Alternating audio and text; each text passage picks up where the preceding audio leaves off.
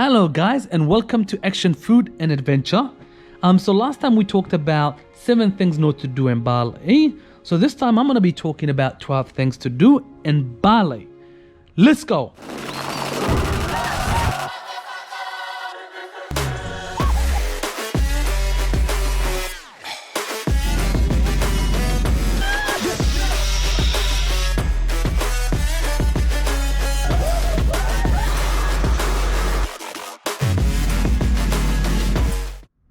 Number 1.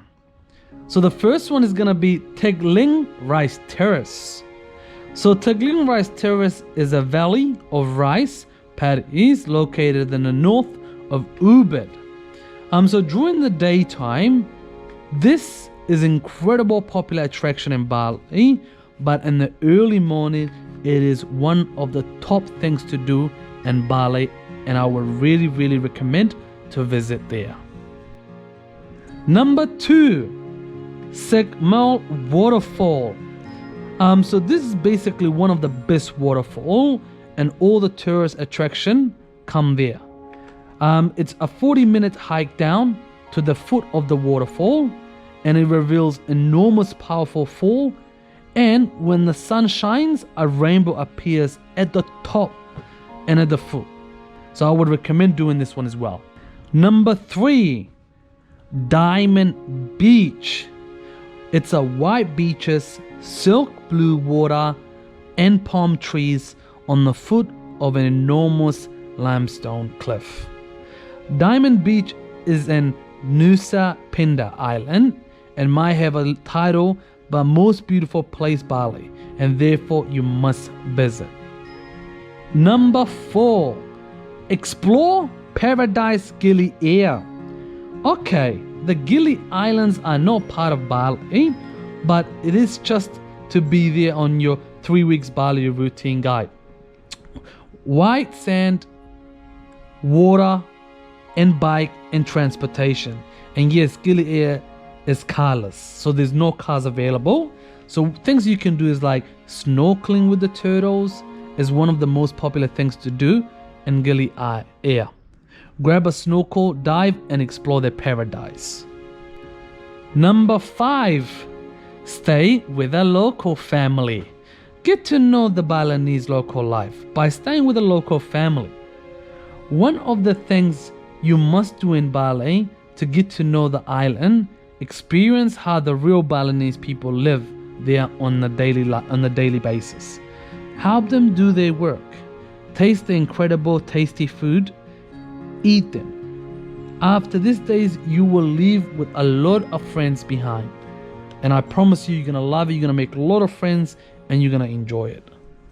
Number 6, sunrise in Munduk. No matter if you're a morning person or not, make sure to experience the sunrise in the Munduk region. Munduk is a higher up north in Bali, and the climate is more foggy and rainy, which makes it greener than the near coast. I extremely enjoyed it. Number 7, Monkey Forest in Ubud. In the heart of Ubud is a forest without a fence, where monkeys roam free. The big old rainforest is a beautiful walk, and at some locations the monkeys are relaxing, getting fed to keep them calm. Don't worry, there is no monkey police, as they are start to get annoying, but just make sure they don't scratch you. That's the most important thing. And most of the monkeys are not aggressive, so definitely go there. Number 8, must do in Bali, Kelingking Nusa Penida. Yes, this one sounds a little strange.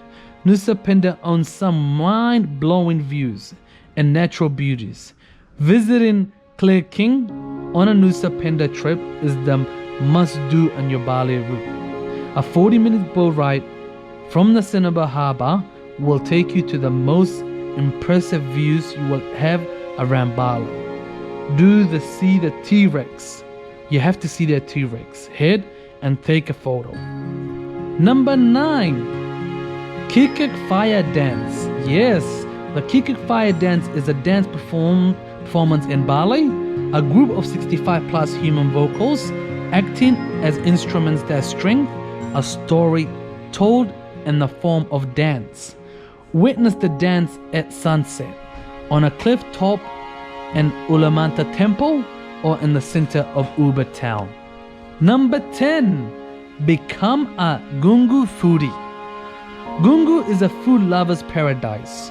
Indonesia food burgers, fusion, vegan, and the best coffees and cakes.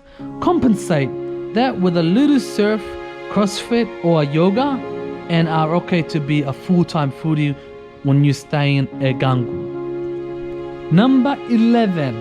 Surfing in Bali. No matter if it is your first time or you are a real skilled surfer, Bali surfing could to be beginners. And loads of other spots like Uluwatu and Canggu for the most experienced in surfers. To the beginners out there, grab a board, find an instructor on the beach, and you're ready to go. It's easy as that. Especially in Kuta Beach, you can find easy instructors, and you will pay less than $10 for 1 hour.